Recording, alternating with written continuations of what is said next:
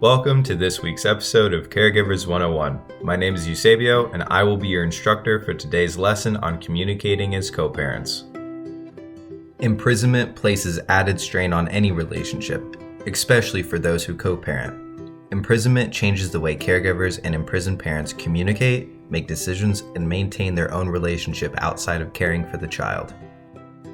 As such, it is important for caregivers and imprisoned parents to build healthy, collaborative relationships to co-parent children effectively. These relationships serve as the foundation for sustaining positive communication between imprisoned parents, caregivers, and children. Caregivers of children with parents in prison may be relatives, family friends, or foster parents. However, no matter the pre-existing relationship, it is important for children to know that their caregivers and imprisoned parents support and care for them.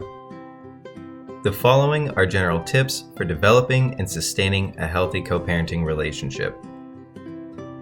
Tip 1. Include the imprisoned parent in conversations about parenting decisions such as discipline, child care providers, schools, extracurricular activities, healthcare, participation in community organizations, and etc. Tip 2. Both the imprisoned parent and caregiver should listen actively to each other and maintain honest and open communication. Tip 3. Be supportive and show appreciation for the other parent or caregiver's efforts. Acknowledge when the parent or caregiver does a good job.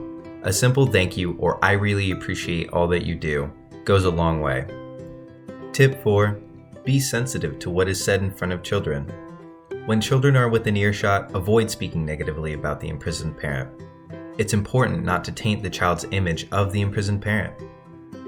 Tip 5. Resolve conflicts sooner rather than later to maintain a good relationship. Do not put children in the middle of arguments or discussions. Tip 6. The imprisoned parent should encourage his or her family to maintain a relationship with the child. The caregiver should support relationships between the child and the imprisoned parent's family as well.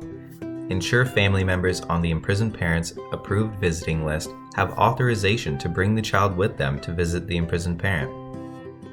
Caregivers and imprisoned parents must set realistic expectations with each other for co-parenting. Imprisoned parents may be frustrated when they are unable to reach the caregiver. They may be upset when a caregiver misses a visit or call or does not involve the imprisoned parent in an emergency decision. Although these emotions are normal, it's important for imprisoned parents and caregivers to talk through these emotions honestly and respectfully. Additionally, caregivers must learn to say no when they cannot do something the imprisoned parent requested. While it is important to support the imprisoned parent, caregivers must take care of their own needs first.